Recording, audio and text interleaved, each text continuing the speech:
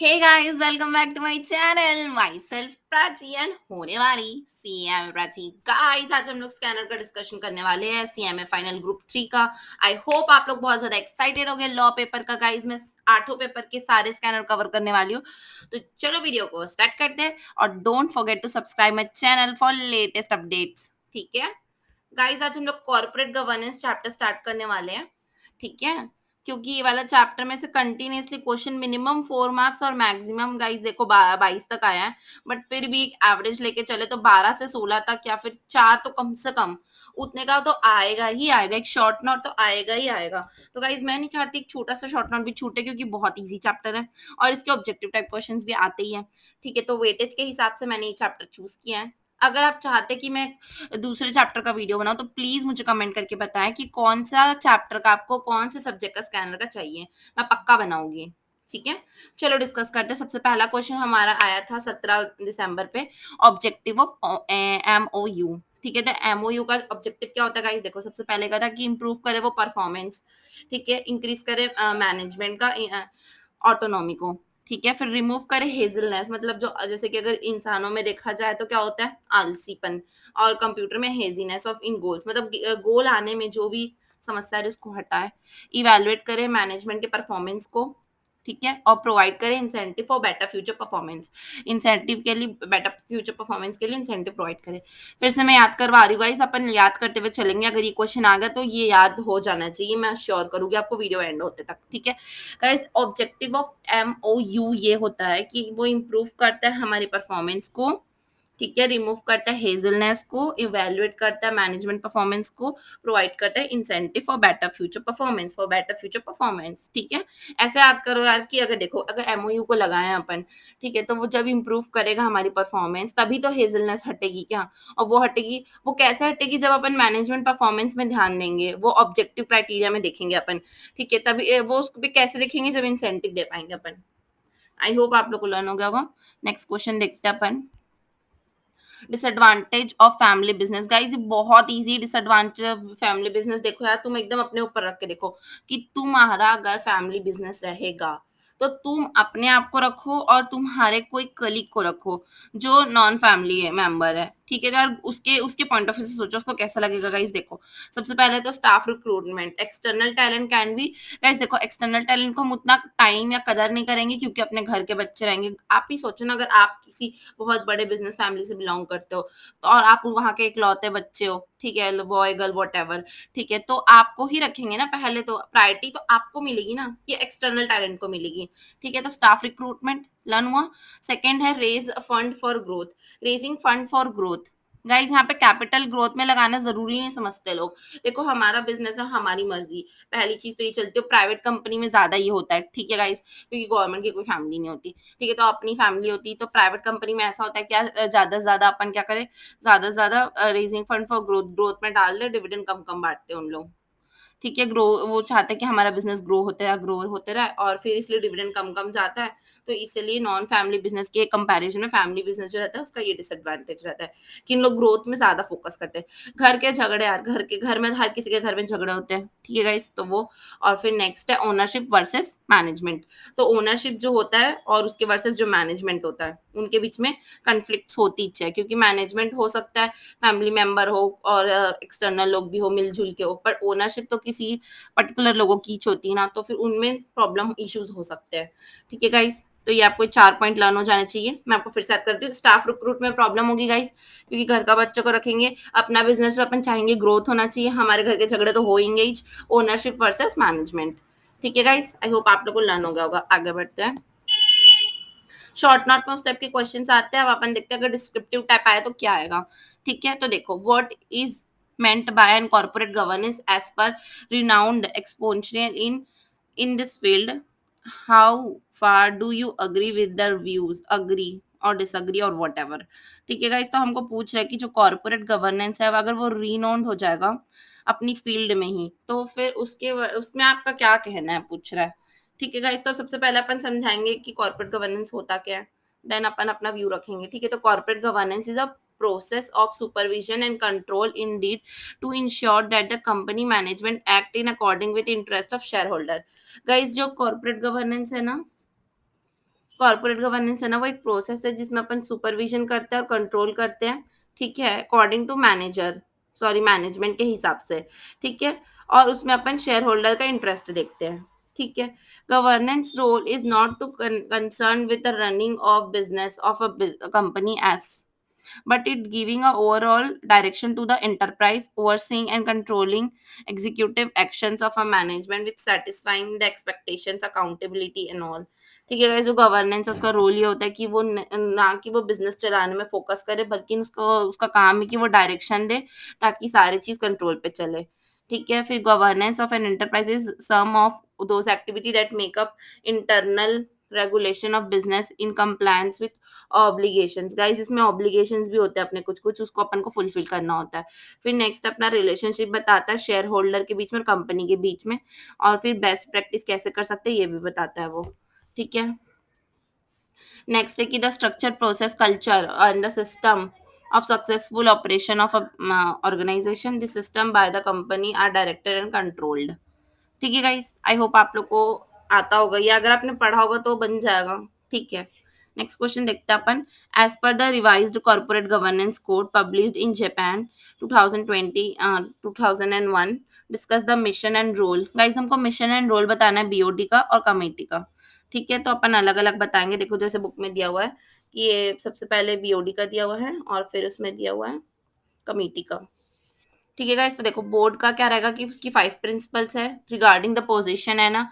Purpose of a board of director, the functions and power of a board of director, the organisation of the board of director outside, same same ही लिखा। देखो सबसे पहले position है 1 point, ठीक है guys? Second है functions and power 2 point, organisation 3 point, independence 4 point और लीडरशिप उनका रोल 5 पॉइंट, ठीक है? ये 5 पॉइंट पहले लिखना है, ये उसका रोल होता है, ठीक है? नेक्स्ट दिया हुआ है कि वो board should be comprises of outside director. Guys, कोई बाहर से भी आ सकता है ना डायरेक्टर बनने के लिए, वो इंडिपेंडेंट भी हो सकता है, ठीक है? और उसके बाद फिर उनका रोल है कि वो मैनेजमेंट की तरफ सुपरविजन करे, अप्रूव करे strategy decisions.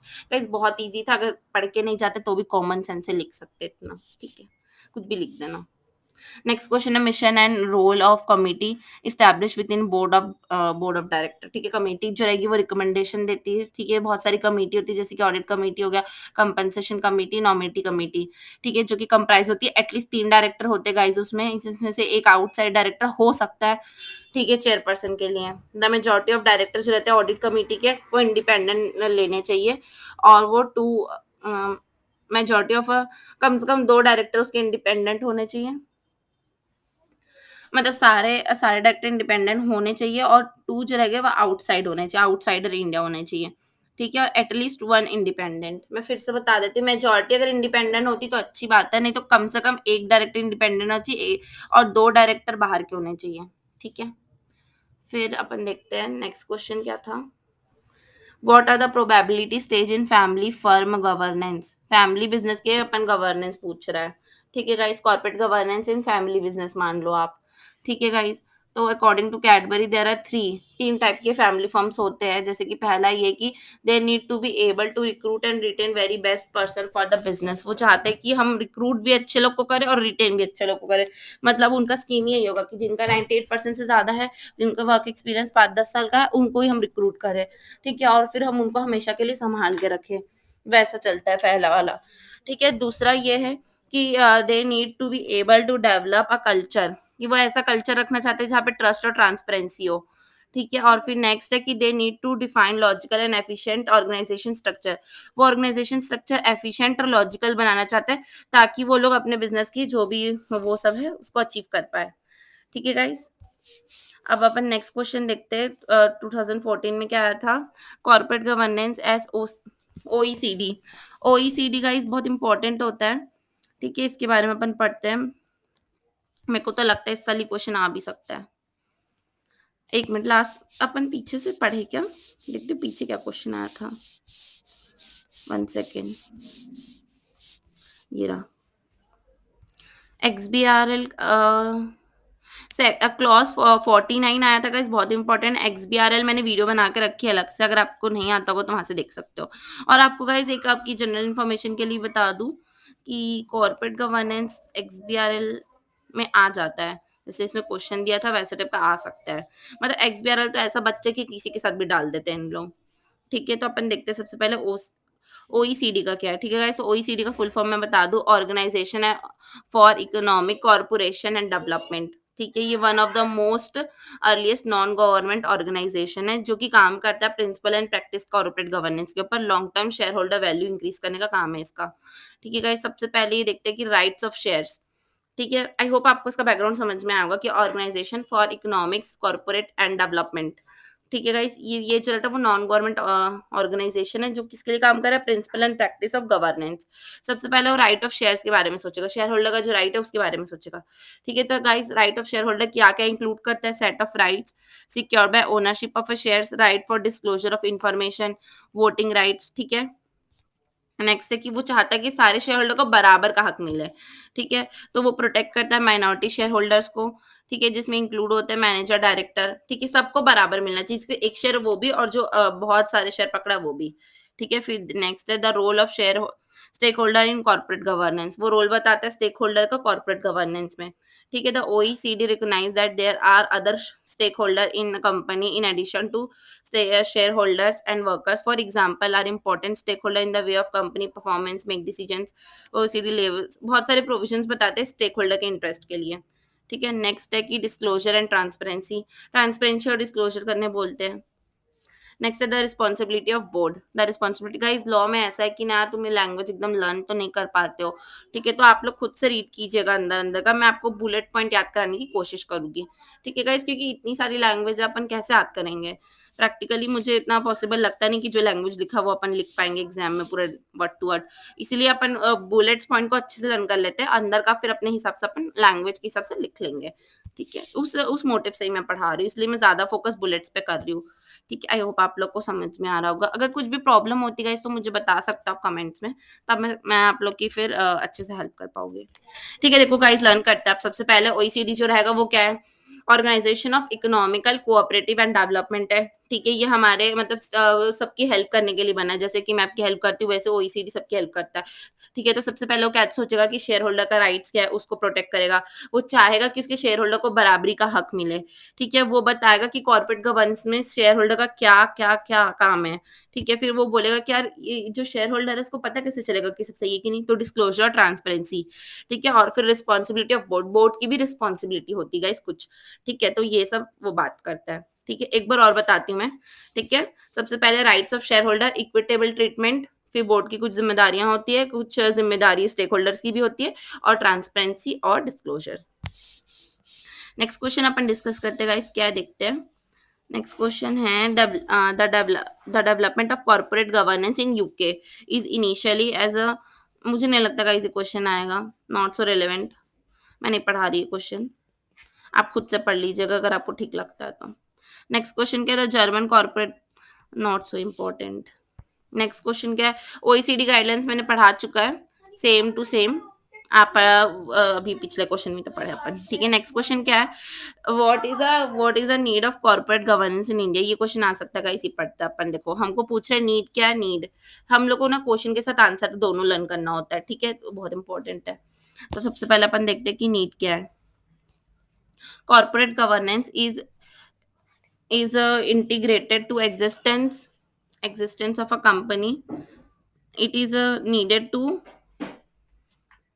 Create a corporate culture and, देखो गाइस तीन तीन चीज को तो आपको एकदम रट लेना है। ठीक है, ट्रांसपेरेंसी, अकाउंटेबिलिटी और डिस्क्लोजर। जो कॉर्पोरेट गवर्नेंस है वो पूरा इन तीनों के ऊपर ही काम करता है। कॉर्पोरेट गवर्नेंस जो है ये तीनों के ऊपर ही काम करता है, ट्रांसपेरेंसी, अकाउंटेबिलिटी एंड डिस्क्लोजर। ठीक है, तो सबसे पहले किस पे ध्यान देगा कि जो कॉर्पोरेट गवर्नेंस है ट्रांसपेरेंसी, अकाउंटेबिलिटी और डिस्क्लोजर। ठीक है, सबसे पहले वो देखते हैं कि कॉर्पोरेट परफॉर्मेंस। ठीक है, सबसे पहले वो कॉर्पोरेट परफॉर्मेंस को ठीक करेगा, जिसमें वो देखेगा कि क्या स्ट्रक्चर है, क्या प्रोसेस है। ठीक है, वो हेल्प करेगा डिसीजन मेकिंग में, इनकरेज करेगा अच्छी प्लानिंग करने में, लॉन्ग टर्म प्रोस्पेरिटी देखेगा और इंडिपेंडेंट डिसीजन लेने का हेल्प करेगा। नेक्स्ट है कि एनहांस करेगा वो जो अपना इन्वेस्टर ट्रस्ट है गाइस, जब तक ट्रस्ट बढ़ेगा नहीं तो पैसे कैसे आएंगे बिजनेस में, इन्वेस्टर ट्रस्ट बहुत जरूरी है इसलिए। ठीक है, वो एनहांस करेगा। उसके बाद क्या करेगा, करप्शन को कम करने की कोशिश करेगा। फिर क्या करेगा, बेटर एक्सेस करेगा ग्लोबल मार्केट के साथ। गाइस अपन जब ग्लोबली अपन बिजनेस करते हैं तो अपना ग्रोथ जल्दी होता है। ठीक है, फिर एनहांस करेगा हमारे बिजनेस की वैल्यूएशन को। ठीक है? अकाउंटेबिलिटी मतलब ज़िम्मेदारी बढ़ाएगा, ईज़ी फाइनेंस करेगा और क्या करेगा रिड्यूस करेगा अपने क्राइसिस जो भी स्कैंडल्स है वो सब कम करने की कोशिश करेगा। तो चलो अपन लर्न कर लेते हैं। सबसे पहले कॉर्पोरेट गवर्नेंस की ज़रूरत क्यों पड़ी? कॉर्पोरेट गवर्नेंस किसके ऊपर ध्यान देता है? वो क्रिएट करता है ट्रांसपेरेंसी मतलब हर चीज़ आर-पार। अकाउंटेबिलिटी मतलब जो-जो काम करेगा उसके लिए ज़िम्मेदार होगा और डिस्क्लोज़र मतलब जो तुम कर रहे हो उसके बारे में बताओ सबको। तो ये 3 चीज़ के ऊपर वो फ़ोकस करता है, ठीक है? मोस्ट इम्पोर्टेंट देन उसके बाद फिर हमको क्या जरूरत पड़ गई तो यार कॉर्पोरेट परफॉर्मेंस पहले परफॉर्मेंस यार अपन इतने सारे स्कैम हो चुके हैं अपने इंडिया में ठीक है सत्यम स्कैंडल वगैरह आपको पता ही होगा फाइनल का पढ़ रहे हो तो ठीक है गाइस तो इसलिए कॉर्पोरेट परफॉर्मेंस अच्छा करने के लिए इन्वेस्टर का ट्रस्ट बढ़ाने के लिए गाइस अगर कोई चीज जहाँ पे अच्छा डिस्क्लोजर रहेगा अच्छी अकाउंटेबिलिटी रहेगी तो इन्वेस्टर क्यों नहीं इन्वेस्ट करेगा तो इन्वेस्टर का ट्रस्ट बढ़ाना है करप्शन कम रहेगा जब तुम डिस्क्लोजर करोगे ट्रांसपेरेंसी रहेगी तो करप्शन कम होगा ठीक है फिर अपना देखो जब अपना ट्रस्ट अच्छा रहेगा, करप्शन नहीं होगा ना, तो हर जगह अपन अच्छे से अपना परफॉर्मेंस कर सकते हैं। तो वहाँ पे ग्लोबली मार्केट एनहांस होगा, अपने बिज़नेस की प्राइस अपने आप बढ़ेगी शेयर प्राइस वगैरह, अपन अकाउंटेबिलिटी ले ही रहे हैं, ठीक है। फिर जो फाइनेंस है वो भी ईज़ी हो जाएगा। गाइस देखो रिलायंस वाले अगर कहीं से फाइनेंस लेने जाएँगे, तो उनको मिल जाएगा ना, क्यों प्रॉब्लम होगी? क्योंकि रिलायंस का इतना नाम है, वो इतना बड़ा है, उसको कोई भी दे देगा, ठीक है। बहुत सारे स्कैम तो इसीलिए होते हैं क्योंकि अपन भरोसा कर लेते हैं गुडविल पे। ठीक है, तो ईज़ी फाइनेंस मिल जाता है और फिर रिस्क जो रहता है वो अपने आप कम हो जाता है। ठीक है, क्योंकि यार 3 चीज़ पे अपन को फ़ोकस करना है, बस आप ये 3 चीज़ सोचना और अंदर का पॉइंट अपने आप आएगा आपके अंदर से। ठीक है? एक बार रीड कर लीजिएगा अंदर का। चलो अपन आगे बढ़ते हैं अब। नेक्स्ट क्वेश्चन क्या है? Corporate governance promoting fairness and guys ये तो बहुत इंपॉर्टेंट है देखो, इसमें बोल रहा है कि कॉर्पोरेट गवर्नेंस जो है वो प्रमोट करता है फेयरनेस और फिर ट्रूली बेनिफिशियल। ठीक है? कॉर्पोरेट गवर्नेंस जो है ना वो डील करता है गाइस देखो फेयरनेस के ऊपर ट्रांसपेरेंसी के ऊपर अकाउंटेबिलिटी के ऊपर बाबा वर्ड आ रहे हैं ठीक है ये जो रहता है वो डिसीजन मेकिंग में का हेल्प करता है अकाउंटेबिलिटी कंट्रोल करता है behaviour top level of organisation को बोलता है कि तुम डिसीजन मेकिंग ले रहे हो तो वो ट्रांसपेरेंसी रूप से लो तुम उसके लिए अकाउंटेबल हो अपना कल्चर अपना बिहेवियर अच्छा रखो ठीक है it enhance how the objective of organisation are set and achieve वो बताता है और हमको समझाता है कि कैसे हम अपने ऑब्जेक्टिव को सेट करके अचीव कर सके ठीक है? और कैसे हम अपने रिस्क को मॉनिटर कर सकते हैं और अपनी परफॉर्मेंस को बेस्ट कर सकते हैं एकदम, ठीक है? इसलिए वो बहुत ज़्यादा बेनिफिशियल होता है, ठीक है गाइज़? 1 सेकंड आगे का पॉइंट क्या यही है ना? हाँ, यहीं से है। देखो कैसे वो आपको हेल्प करेगा देखो वो कैसे प्रमोट करता है फेयरनेस बता रहा है यहाँ पर। सबसे पहले वो फाइनेंशियल परफॉर्मेंस अच्छी करेगा, आपकी कॉस्ट को कम कर देगा, ठीक है? कॉस्ट को कम कैसे करेंगे गाइज़ आप सोचोगे कॉर्पोरेट गवर्नेंस से फाइनेंस कैसे इंप्रूव हो रहा है मैम? आप समझाइए तो मैं समझाती हूँ देखो। कॉर्पोरेट गवर्नेंस में आप क्या कर रहे हो सबसे पहले 3 पॉइंट मैंने जो आपको लिखवाया था ट्रांसपेरेंसी, अकाउंटेबिलिटी और फेयरनेस है। ठीक है गाइस तो आपका अगर आपका बिजनेस फेयर है आप अच्छे हो आप आपके में कोई खोट नहीं है तो फिर परफॉर्मेंस तो आपकी अच्छी हो ही जाएगी ठीक है गाइस उसके बाद फिर कॉस्ट कैसे कम होगी सीएसआर इनिशिएटिव्स होते हैं ठीक है गाइस उससे क्या होता है वो हेल्प करते हैं हमारी ऑपरेटिंग कॉस्ट को कम करने में ठीक है उसके बाद ब्रांड इमेज एंड रेपुटेशन अपनी अच्छी हो जाती गाइस ब्रांड इमेज और रेपुटेशन कैसे अच्छी होती है जब अपन अच्छा-अच्छा सीएसआर करेंगे, तो फिर अपनी ब्रांड तो अच्छा होगा ही ना, सबको पता चल जाएगा कि यार हम ये लोग इतने अच्छे काम करते हैं। जैसे टाटा ग्रुप है, उसकी ब्रांड लॉयल्टी कितनी ज़्यादा अच्छी है, वो अपने एम्प्लॉयी के साथ इतना अच्छे बिहेव करता है तो, ठीक है। फिर इंक्रीज़ होगी अपनी सेल और कस्टमर्स अपने आप इंक्रीज़ होंगे। जब अपन खुद अच्छे रहेंगे ना गाइज़, तो अपने आप ही कस्टमर अपने पास आएँगे, ठीक है। फिर productivity and qualities, ability to attract and retain employee guys अगर आप एम्प्लॉयी के साथ अच्छा बिहेव करोगे, तो वो अपने आप ही आपको छोड़ के नहीं जाएगा, ठीक है। और अपनी प्रोडक्टिविटी और क्वालिटी भी आपको अच्छे से रखना है। कॉर्पोरेट गवर्नेंस अपन फेयरनेस से सब चीज़ फेयर रूप में खरीदेंगे, ठीक है? ट्रांसपेरेंट रूप में अकाउंटेबल करेंगे सब चीज़ को, तो प्रोडक्टिविटी बढ़ेगी उससे, ठीक है? आई होप आप लोग को यहाँ तक समझ आया होगा। नेक्स्ट क्वेश्चन देखते हैं, what are difficulty encountered in corporate governance state owned business? ठीक है गाइज़, अगर स्टेट ओन्ड बिज़नेस रहता है तो क्या-क्या डिफिकल्टी आती है कॉर्पोरेट गवर्नेंस में? ठीक है, तो गाइज़ देखो सबसे पहले लिखा है कि रूटीन कॉर्पोरेट गवर्नेंस रेगुलेशन जो रहते हैं वो एप्लीकेबल होते हैं पब्लिक सेक्टर पे, कंपनी एक्ट के अंदर, ठीक है, जो कि परव्यू के सेबी सेबी के पर्व्यू में आता है, ठीक है। The typical organisation structure of PSU make it difficult and implement guys उसका जो टिपिकल स्ट्रक्चर है ना वो सब चीज़ को क्या करता है पता है? कॉम्प्लिकेट और डिफिकल्ट कर देता है इम्प्लीमेंट करने के लिए। ठीक है, सबसे पहले board of director will comprise essentially for bureaucratics guys वो लोग जो ब्यूरोक्रेटिक्स होते हैं ना डायरेक्टर्स उन लोग के वजह से ना अपन अच्छे से लगा नहीं पाते और डिसीजन मेकिंग का प्रोसेस डिफिकल्ट हो जाता है। जो चीफ एग्ज़ीक्यूटिव एंड एमडी होते हैं ना और अदर जो लोग होते हैं, उन लोग वो लोग उतने ज़्यादा क्वालिफ़ाइड नहीं होते, ठीक है? नॉट नॉट नेसेसरी प्रोफ़ेशनल और नॉट रिक्वायर्ड एक्सपर्टीज़ गाइज़, वो लोग इतने ज़्यादा पढ़े लिखे ही नहीं होते। जैसे कि बहुत सारी जगह पे ना ऐसा नहीं बोलना चाहिए मुझे, छोड़ो मैं नहीं बोल रही। बहुत सारी जगह पे ना ऐसा मतलब गवर्नमेंट जॉब बहुत इनकैपेबल लोगों को मिल जाती है, ठीक है? तो उस वजह से ना वो लोग एक्सपर्ट नहीं रहते उस फ़ील्ड पे और फिर काम करते हैं, ठीक है? आई होप आप लोग समझ रहे होंगे मेरी भावनाओं को, ठीक है? आगे देखते हैं difficult to attract expert professional as independent director guys, जहाँ पर इतनी ज़्यादा इन लोग की आलस चलता है मतलब जैसे मैं देखी हूँ स्कूल्स वगैरह भी होती है और बहुत सारी जगह होती है जहाँ पर गवर्नमेंट टीचर्स एंड ऑल बाकी लोग इतना ज़्यादा ध्यान नहीं देते अपने काम पे, बस आराम से एन्जॉय करते हैं। बहुत सारी जगह अच्छे से करते भी हैं काम, ऐसा नहीं है कि सब जगह ऐसा बेकार होता है, बट बहुत सारी जगह बेकार भी होता है, बहुत सारी जगह अच्छा भी होता है। ठीक है, मैं अपना पर्सनल कमेंट नहीं कर रही हूँ, अपन पढ़ते हैं। Difficult to attract expert guys, इसमें एक्सपर्ट पोस्ट प्रोफेशनल को ना अट्रैक्ट करने में मुश्किल जाती है। ठीक है, द लॉ एंड रेगुलेशन में नेसेसिटी ऑफ परसेंटेज, कुछ परसेंटेज ऑफ वोट चाहिए यार अपन को इंडिपेंडेंट, जो रखने में ना यहाँ पर मुश्किल जाती है।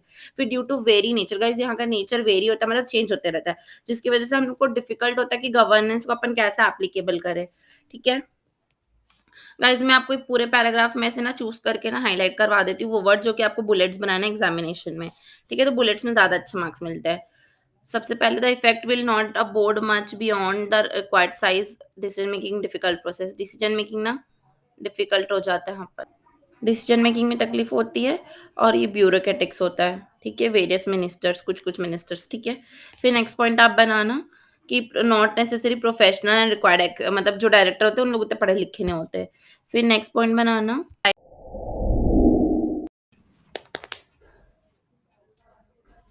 नेक्स्ट क्वेश्चन देखते हैं अपन। Corporate governance is about stakeholder satisfaction guys, बहुत प्यारा क्वेश्चन पूछा है फाइनली इन्होंने, चलो देखते हैं। जो कॉर्पोरेट गवर्नेंस होना है वो इजी नहीं है डिफाइन करना। ठीक है, जो टर्म है कॉर्पोरेट गवर्नेंस, ठीक है, वो रिलेटेड एक प्रोसेस ऑफ डिसीजन मेकिंग से इम्प्लीमेंट करना है जिसमें अपन को इंटरेस्ट देखते हुए स्टेक होल्डर्स का। ठीक है, ये ज्यादा से ज्यादा रिलेटेड रहता है, इन्हांस करे अपन कॉर्पोरेट परफॉर्मेंस को अपनी प्रॉपर अकाउंटेबिलिटी से। ठीक है, और क्या करेगी सिस्टम जो है वो गाइड करता है और डायरेक्ट करता है अपन को। ठीक है, और ऊपर के डेफिनेशन के हिसाब से अपन कह सकते हैं कि कॉर्पोरेट गवर्नेंस का ऑब्जेक्टिव है कि वो प्रिडिक्ट करे, ट्रांसपेरेंसी, पार्टिसिपेशन, अकाउंटेबिलिटी और एफिशिएंसी इफेक्टिवनेस पे ध्यान दे, और सबसे मेन स्टेक होल्डर का सेटिस्फेक्शन। गाइस, ये बहुत प्यारी लाइन है, अपन लर्न करने की कोशिश करते हैं। ठीक है, देखो कॉर्पोरेट गवर्नेंस जो होता है वो क्या है, process of decision making and implementation the decision in interest of all stake holders. It is basically related to enhancement of corporate performance and ensuring proper accountability for management in all interest of stake holder. ठीक है, the system जो रहता है वो क्या करता है, guide करता है और डायरेक्ट करता है। ठीक है, फिर जो डेफिनेशन है वो क्या बताइए हमको, ऑब्जेक्टिव तीन थोक तो आप लिख ही देना, ट्रांसपेरेंसी, अकाउंटेबिलिटी और एफिशिएंसी, इफेक्टिवनेस, पार्टिसिपेशन। ठीक है, नेक्स्ट क्वेश्चन देखते हैं अब अपन। जो XBRL है वो मैंडेटरी क्या सारी कंपनीज के लिए पूछ रहा है, तो सबसे पहले आप बता देना कि कंपनीज के लिए कौन कौन सी के लिए मैंडेटरी है। तो सारी लिस्टेड कंपनी जो इंडिया में उनके लिए मैंडेटरी है। ठीक है, और जिनका paid up share capital 5 crore से ज़्यादा है उनके लिए मैंडेटरी है, और जिन कंपनी का 100 करोड़ से ज़्यादा पेड अप शेयर कैपिटल है उनके लिए मैंडेटरी है। ठीक है, अब बेनिफिट्स पूछ रहा है तो बेनिफिट्स बता देंगे। बेनिफिट्स ये कि ये रिपोर्टिंग जो रहती है ना, ये एक ऑटोमेशन रहता है। ठीक है, ये एक ऑटोमेशन की तरह करता है और नहीं कॉस्ट सेव करता है, अपना जल्दी जल्दी काम करता है, रिलायबल है। ठीक है, एक्यूरेट है, डाटा हैंडलिंग अच्छे से होता है, इम्प्रूव करता है एनालिसिस को। ठीक है, और इसमें अपन का जो रिसोर्सेस रहता है सब मैनुअली, ज़्यादा अपन को काम नहीं करना पड़ता है, कंपैरिजनली ईजी हो जाता है। ठीक है, ये जो इसकी जो टेबल्स होती है वो वैलिडेट हो जाती है और सीधा ही फ्लेक्सिबल लैंग्वेजेस में रिपोर्टिंग करता है। ये एक मोड है रिपोर्टिंग करने का, सारी इंडस्ट्री कंट्री सारे लोग इसको यूज़ करते हैं एज ऑर्गेनाइजेशन होल। ठीक है, फिर all type of organisation use करते हैं ताकि उनकी कॉस्ट सेव रहे और इम्प्रूव हो एफिशिएंसी उनकी, उनके फाइनेंशियल स्टेटमेंट्स की। ठीक है, और जो XBRL है वो फ्लेक्सिबल और एक्सटेंसिबल भी है, मतलब आप अपने अकॉर्डिंग उसको एक्सटेंड कर सकते हो और फ्लेक्सिबल कर सकते हो। ठीक है, इसमें वाइड रेंज ऑफ रिक्वायरमेंट आपकी फुलफिल करता है ये। ठीक है, उसके बाद फिर XBRL जो रहता है वो एक स्टैंडर्ड वे है रिकॉर्डिंग करने का, स्टोर करने का, ट्रांसमिट करने का business and financial instruments information. It is capable to use world world मतलब पूरे वर्ल्ड की तर बहुत जगह फैला हुआ है ये, और बहुत सारी लैंग्वेजेस में भी एप्लीकेबल मतलब अलाउड है ये। ठीक है? और ये सबसे ज़्यादा मेन क्यों इसको लोग यूज़ करते हैं, क्योंकि कॉस्ट सेव करता है, एफिशिएंसी इंक्रीज़ करता है और इसलिए गवर्नमेंट ऑर्गनाइज़ेशन ना इसको यूज़ करते हैं, क्योंकि स्टोरिंग में भी बहुत ईज़ी होता है। आई होप गाइस आप लोग को ये समझ में आया होगा। इसके बाद अपन देखते हैं प्रैक्टिकल क्वेश्चन दिया हुआ है। एक ही प्रैक्टिकल क्वेश्चन है, उसको भी डिस्कस कर लेते हैं, फिर यहाँ पे वीडियो एंड करेंगे अपन। ध्यान से सुनना, 10 मार्क्स का क्वेश्चन आया था, बट ये हमारे में नहीं आया था, कहीं और ही आया था। देखते क्या है। इन यूके द पता नहीं यार इनको यूके से क्या प्यार है। I don't like this UK UK UK. Homework. Thank you so much for watching this video. I hope आप लोग को वीडियो अच्छी लगी हो तो प्लीज़ लाइक कीजिए, कमेंट कीजिए और अपने दोस्तों के साथ शेयर कीजिए। और इसके बाद कौन सी आपको चैप्टर का, कौन से स्कैनर का, कहाँ का वीडियो चाहिए, प्लीज़ मुझे बताइए ताकि मैं आप लोग की हेल्प कर सकूँ अच्छे से। चलो टाटा बाय बाय, अपना ध्यान रखना और गाइस पढ़ते रहिए, ठीक है? अच्छे से पढ़ना, अपने दोस्तों की हेल्प करो गाइस इसको शेयर करके। स्कैनर पढ़ के जाओगे, अच्छे-अच्छे नंबर आएँगे मस्त। बाय।